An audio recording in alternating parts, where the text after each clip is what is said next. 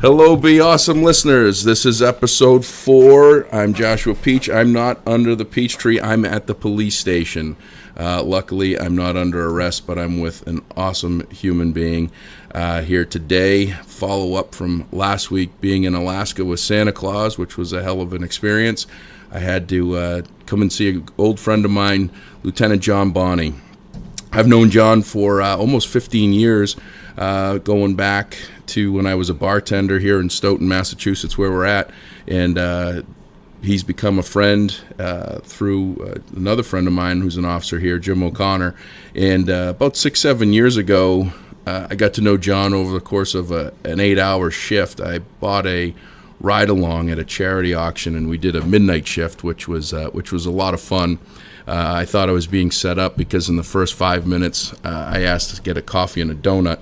And John said there was a suspicious character. I didn't know what was suspicious about him other than he was running like a gazelle with a gas tank in his hands at 12:15 at night down the street, and had a hot pursuit. Well, he did anyway. I had to stay in the car. That was part of the ride-along deal. But John's a pretty incredible human being. One of the things that stood out to me with him was 6 years ago when we did that ride-along. We got in the car, and he had this smile on his face from ear to ear. And I can just remember saying, why are you so happy? It's midnight, it's Saturday night, and you're just unbelievably energetic and excited. And he said to me something along these lines, I got to remember how it was, but it was something along the lines of, how wouldn't I be happy I get to get up every day and play cops and robbers and provide for my family? And it was evident that this was his passion, his dream, and something that he wanted to do. So we've been trying, as you know, I try to do this on Sundays, and we've been trying to do this podcast for the last number of days, but John had a pretty big drug bust last week, and then he had the daunting task of a 3-day detail with Taylor Swift concert that was in town, so that has to take precedence because I don't pay. So welcome, John, and I guess the first question is, how long have you been a Taylor Swift fan, and when was the first time you tried to shake it off? So, Josh, thanks for having me. This is it's certainly an interesting experience. I am not a real super Taylor Swift fan. However, those details help me pay for my daughter's dance classes, so she can shake it off in Easton. Well, good. That's a good answer because you don't shake it off, but you do dab. That's kind of where we came up with this idea of having the podcast with you. I saw the July 4th parade where you were dancing and dabbing in the streets and reminded me of that ride-along. And I'm going to share that video with everyone that I have on social media. So be sure to follow me and take a peek at this 9 seconds of dance excellence by Lieutenant John Bonney on the side of the parade for the 4th of July. John, jokes aside, how did you get to be so excited about being a police officer? Tell us a little bit about your life and why you're so energetic and happy. So I just have a lot to be happy about. I wake up every day and I have a phenomenal family. I work with people every day that would do things for me just because of what we do that are just unimaginable. The bravery of the people I work with is just incredible, and I've seen them do remarkable things for 16 years. So I think what made me want to really get into law enforcement was the first time I ever saw a police car fly by me when I was 4 years old. I just thought that was incredible. I wondered where that particular police officer was going. And it was something I always was interested in. I did not go to college for that. I went to college to be a television producer, which I did for 4 years. I produced the halftime and post-game shows for Celtics telecasts, and I worked on a show called New England Sports Tonight. But I survived a round of layoffs, and that sort of scared the crap out of me. And Jimmy O'Connor, who you mentioned earlier, reminded me that I could take the civil service test, so I did. And I scored well enough to get an interview and get hired, and it was a very difficult decision because I was having a pretty successful career in television. But this, to me, was I know it sounds lame, but it really was a calling. I love this job. I've done it for 16 years. I'm finally halfway through my career, and it is even a little sad to think I'm halfway through. Like I said to you that night on the ride-along, I get paid to play cops and robbers for a living. I get enjoyment of being the guy that's called the stranger, the person that nobody knows what I look like or what my name is, but they're in desperate need of help, and my cruiser number gets called, and I get to go. Yeah, that's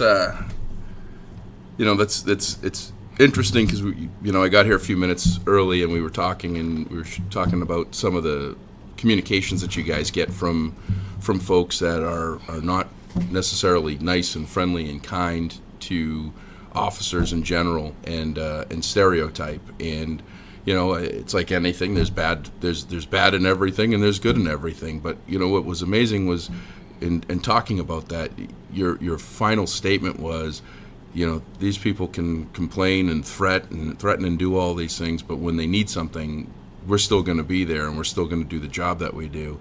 And that's something that I've seen in you over the years. That's just incredible. That kid that was running, he should have been in the Olympics the way that he moved. But he did some things wrong. He was definitely not in the right. Guys finally caught him after 40 minutes or something like that, brought him in, and you went in and talked to him, and you didn't talk to him like he was a criminal. He might have been. You didn't talk to him like you were his, commanding to him. You talked to him as a human being. You treated him like a human being, and you guided him as a 17 or 18-year-old kid. I can't remember. I think he was 18, getting ready to go to college. And just did something stupid, and we've all done something stupid. But you stayed in that part of really being a human to human, not being this authoritative, angry person. You truly were trying to help him. And I've seen and heard countless times where people have done the wrong things, and instead of coming down on them and telling them how stupid they are, you've told them what opportunity they have left. And that's something that we don't see a lot of today. It's really easy to be critical and get people when they're down. It's a completely different element when they're in that place, and you try to bring them up, and you try to keep them out of coming back in here, not through fear and uncertainty or tactics, but by showing them that mistakes happen, fix it, move on.com. And that's pretty incredible. Is that something that was instilled in you through life? Is that something your family, your upbringing, like where do you think that comes from? Where do you think that compassion and that care and all that comes from? Did you have that when you were a TV producer? Did you just get it when you put the badge on? How does that all work? So I'm a pretty visual learner. When I was coming up on the police department, there was a Sergeant Jim Taxera. He was he's retired now, but thankfully still with us. He's just a very kind-hearted, gentle human. And what I didn't know about him is when pushed, he could be as authoritative as need be, and as strong and sort of defensive as need be. But he always tried to instill in his people that in this job, we need to leave people better than we found them. And that's true, because we see people at their worst, at their very worst day. And I've had thousands of encounters with people throughout my career in 16 years in law enforcement. And I may forget people because I've had so many encounters. But what Sergeant Texera tried to instill in us is every encounter we have with people don't typically have police encounters. So they're going to remember us and how we treated them. So it's up to us and how we leave them, and you got to leave them better off than how we found them. And we may have some violent arrests and things like that, and that happens. But in those arrests, the people who are impacted by what they saw were left better by us taking care of the problem. We're always taking care of someone's problem. And another gentleman who's somewhat of a mentor is a guy named Sheriff Greg Hamilton of the Travis County Sheriff's Department. He is recently retired. And I was fortunate enough to tour his jail in Austin, Texas, with a guy named Scarface from the Ghetto Boys.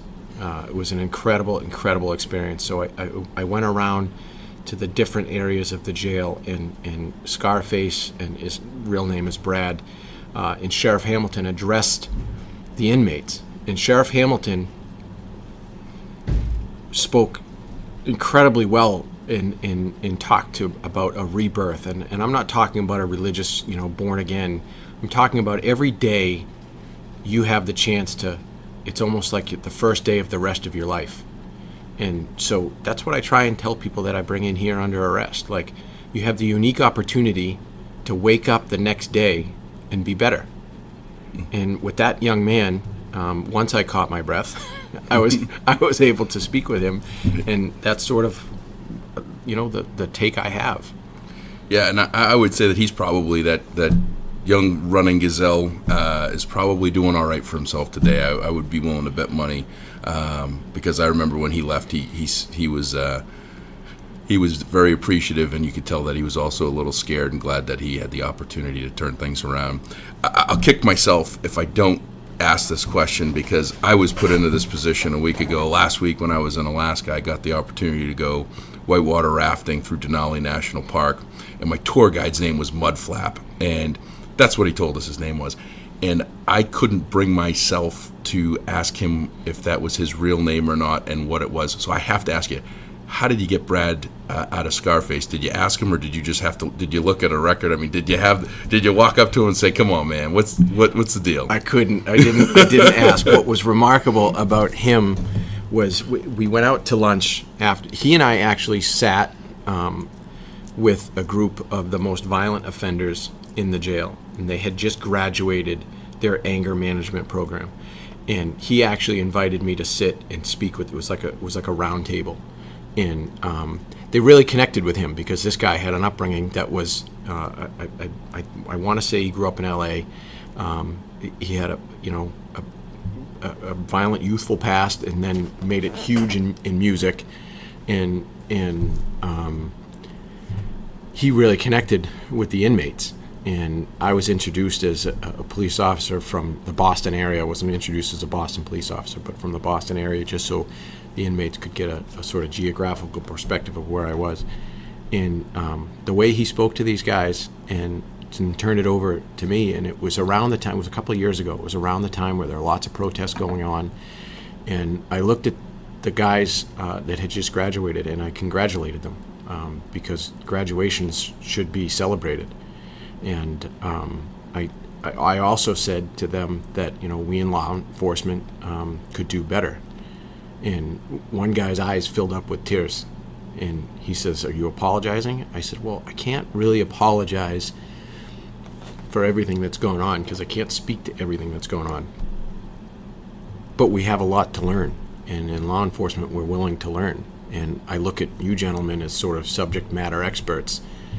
Can you give me some advice on how we can better our relations with people who have been marginalized?" And it was an incredible experience with Scarface. So we went out to lunch afterwards, and he took my phone and he put his phone number in it and invited me to his concert in Boston upcoming. And unfortunately, I had a conflict, but my time with Scarface was incredible.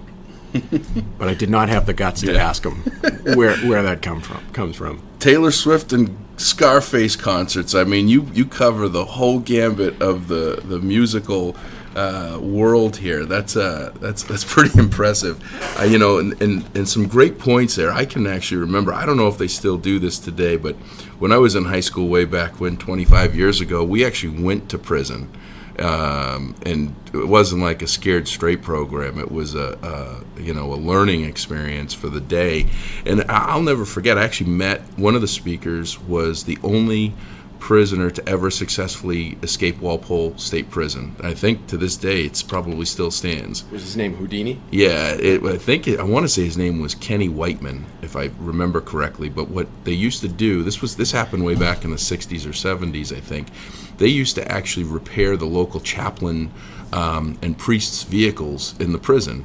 And so one of the priests had, I think it was a big Cadillac or something. I found the story after the fact, and I know I'm going to butcher it a bit. So, but what he had done was he had built a space in the trunk that looked like the back seat and the trunk were connected, but it was a space just big enough for him to slide into.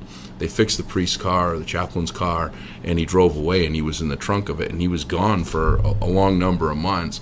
And they caught up with him and caught him. As a matter of fact, that Halloween escape Bridgewater, they actually had thought that, I think there was some suspicion that he had something to do with the planning of it, because they thought he was like the only person. If I get all my facts right, but this is 1993 we're talking about.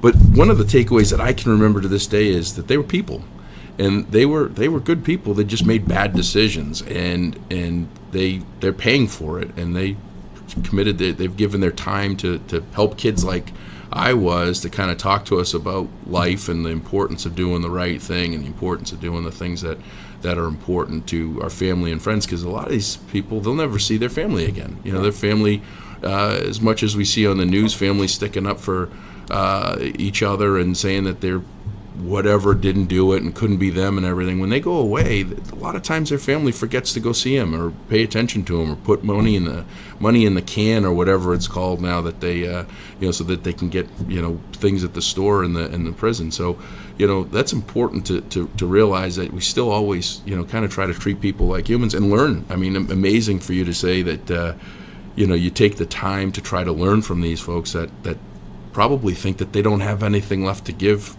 to the world, that they're stuck someplace, and that's pretty commendable. We're sitting here in the office. You got your taser out of you. That thing's just bright yellow as can be, making me a little nervous, because I've always made jokes to Jim that I wanted to see what it felt like. Cause, you don't. I've been tased. It hurts. Well, that was going to be my next question, is do you guys get off subject a little bit? Do you guys have to take a shot of that to make sure that you can take it if an erroneous prong hits you? We don't have to, but we can volunteer during the training. And I was like, sure, why not? And it hurt. Yeah. Like real bad. It hurt. Yeah. I've seen a couple of episodes of Cops where people hit the deck pretty hard on that stuff, so I can only assume that. I have a healthy respect for the weapon, and I think because I've been tased, I haven't actually deployed the taser at all. I've taken it out. I've warned people about it. But I certainly have a healthy respect for it. And I did it because I wanted to be able to know what it's like to recover from it. So if and when I'm at a call where someone's tased or something like that, like I can really help them sort of talk them down out of their sort of excitedness of getting hit with the weapon. Yeah, I don't know if you remember this. I got to think of how long ago it was. It's got to be close to 10 years, and it just came to mind as we're talking about this. And I know you were there when I got to volunteer to be one of the Columbine-type hostage takers at the high school, and you did like a 3-day training, and you guys had the police issue weapons, but they were shooting paintballs that had antifreeze and soap in them. And I can remember Jim saying, "Man, you want to make sure you dress accordingly because these things hurt." And I was like, no, this ain't, nothing's gonna happen. I'm gonna be fine. No big deal. I can tell you guys lit me up about 387 times because I counted it, and it was extremely painful. But looking back at that, one of the things is, what was amazing to me was the number of officers in Stoughton, and it's probably everywhere, that walk the halls of the schools that grew up in the town that they work in. Did you grow up here? Or are you from? I did. I moved here when I was 10. Okay. 10 or 11. So I was in the middle of 5th grade. I moved here, and then went through high school. My freshman girlfriend is now my wife. We've been together since freshman year. This town has a hold of me in ways that if we moved and picked up and moved, I don't think I could have the connection in another town that I do to this one. So yeah, I grew up here with family here, and like I said, I think we'll be lifers. Yeah, that's. I wanted to make sure that I was aware that you were one of them. I remember there were a lot of officers that are from Stoughton, and one of the reasons why I bring that up is that pride of ownership, that incredible for here it's Black Knight Pride. You guys know the halls, you know every square inch of that building. I was amazed. It's an old school building, and it's got a lot of spaces, and you guys knew every nook and cranny and every place to go. And it's not just about that; it's about caring about the community and not just coming in and leaving. There's lots of roles in public employment today that people can come and go, and they don't have that same feeling and knowledge. And I didn't think I was going to share this, but what the hell? I live the next town over. Part of the Hockomock League in Easton, Massachusetts. I've been in Easton basically my whole life, with the exception of a couple of years I lived in Bridgeport, Connecticut. And I thought I knew all the streets pretty well, and I tried to take a back road, and I ended up on every side street in Stoughton for about 20 minutes. And John made a little fun of me of it. But I think one of the other things is that you guys know every square inch of the town like the back of your hands. No MapQuest or Waze or anything else to find your way. We're coming up on 20 minutes here, John. I got to tell you, this has been a great time here with you today. I really appreciate your time. I appreciate your service and all of the police officers here in Stoughton and everywhere, service and commitment to making a difference and doing the things that you're doing. I think that unfortunately right now in the world we're dealing with a lack of respect towards the police. That we've just encountered two more officers in Falmouth shot last week. We lost Officer Chesna in Weymouth, and this seems to be a terrible trend of things. And for you guys to get dressed every day, realizing that this is a real challenge for you, that you can get hurt or killed in your line of duty every day and still do it with a smile on your face, and the attitude you have is just awesome and it's commendable. And I can't thank you enough for what you do and how you do it, because you do it in an incredibly compassionate way. And I hope more people see that and hear that, and that you're a human. You're a great human being. Got freshman love of your life and kids, and living in the town you grew up in. And I think more people need to hear and see stories like this to make a difference. And the other takeaway is to chase your dream, chase what you're passionate about, chase your calling, what you believe. I'd be feeling bad if I didn't say this. Congratulations to one of my childhood best friends of 35 plus years, Todd Hedrick, 43 years old, and he became a police officer just a couple of weeks ago, following his twin brother's footsteps, who became a police officer at 42 last year. Terry, who followed in their older brother Tom's footsteps as a police officer. So keeping the thing going, but their commitment to chase their dreams and never giving up is something that's incredible. So appreciate your time. Thank you very much. Be awesome listeners. Sorry we're late, but Taylor Swift gets in the way of things from time to time. In the meantime, I'm going to get another Be Awesome podcast rolling for you. If you want to follow me on Facebook, LinkedIn, Twitter, I got to get started. I'm working on figuring all that stuff out. Thanks to Matt Buchanan for giving me some advice on how to get my social media going in the right direction. But go to beawesome.com, beausm.com. Join the newsletter and buy a shirt if you'd like. We're selling the shirts. We're still working on the donation portion of that and getting through a couple of small challenges that we have with that. But we're going to get it fixed, and we're going to get everything going in the right direction there. In the meantime, in order to do awesome, you got to be awesome. Have a great day.